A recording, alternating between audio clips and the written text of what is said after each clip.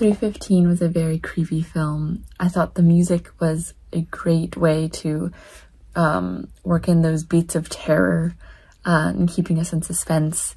I thought that the sound effects were also very effective with the ticking clock and the taps underneath the bed.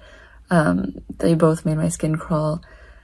It was very creepy. I thought the jump scares were also very effective, especially with the photo in the mirror and the girl standing over the bed.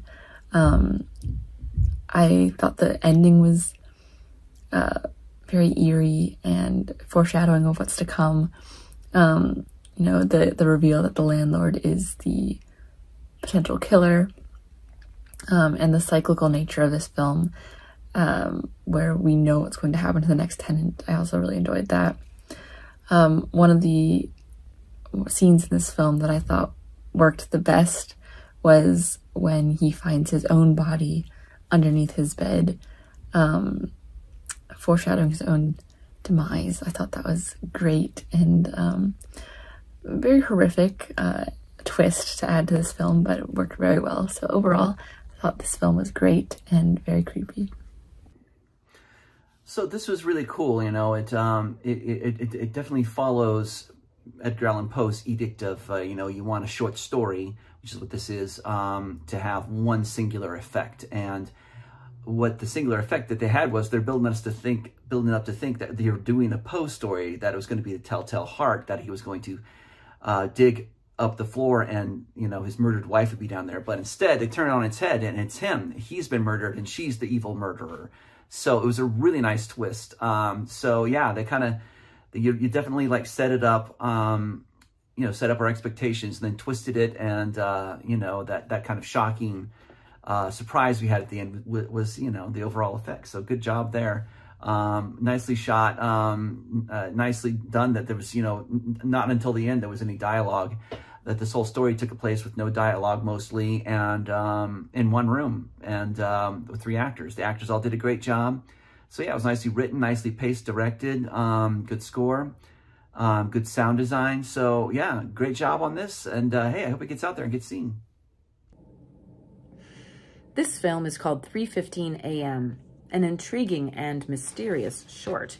It was clever to set the shots around one room. I liked how the camera panned into the old decrepit door of the room before various sections of the film. I appreciated the frightened performance of the lead, the very gloomy lighting, and the eerie 3:15 a.m. motif.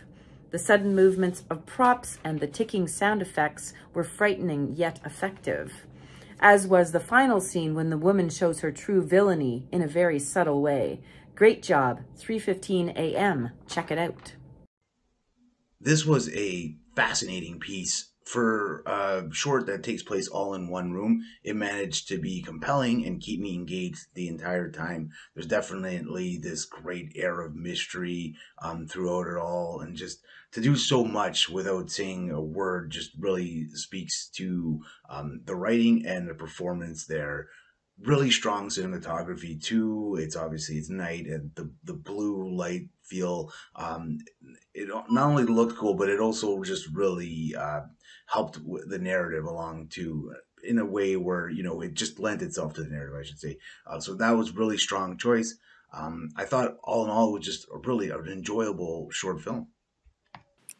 3:15 a.m. does a great job of capturing what it feels like to be awake at that time, caught between wakefulness and dream, where strange things happen. I think the use of repetition also suggested the idea of insomnia as well, which I think are kind of subtly but cleverly dealt with in there. And you know, those the tracking shots that you used to kind of move in through the window and denotes a new cycle, I think are really, really, really cool, and a great way of hooking you and drawing you in further. And there was also a great use of sound design to increase tension, which was very subtle but cleverly done. I loved like the photo just sort of falling out of nowhere. It was a great use of like a jump scare, but also this supposedly smiling photo had a very haunting quality to it. It felt menacing and unnerving, which added a whole level of tension to the film. It did just feel like a real mystery that made you want to kind of get in there, investigate alongside it, and figure out what's going on. So it also did a great job of like making you feel confined and heightening tension that way, and making you feel like we were trapped in this strange state. So, very cool. 315. True sense of haunting explored in this piece. The physical movement of the actor and the camera creating kind of a jumpy paranoid state throughout, expecting the worst in every corner. Great framing throughout to very much capture this feeling and align us as the viewer in the piece, which makes it a little bit more of a visceral experience. It was as if they're being trapped in domesticity, trapped by a lurking past. There's so much that could be projected onto this, which I love. When we switched to showing the room in daylight, that vanished, and I considered that, okay, it's just a nightmare. It's just the paranoia of nighttime, until that brilliant final shot and that devious glare that said it all. And I thought that was really lovely because it subverted expectations in a pretty brilliant way. 3:15 a.m. This has a sense of Groundhog Day as we are introduced to the first scene repetitively. It's only a matter of time before we realize that there's an entity haunting this lead's character. For it arrives around the same time in the middle of the night, 3:15 a.m., notably known as the witching hour, where the spirit world has a potential to connect within ours. With the way that our lead responds in his body language, it's interpreted that he had a hand with this ghost's demise.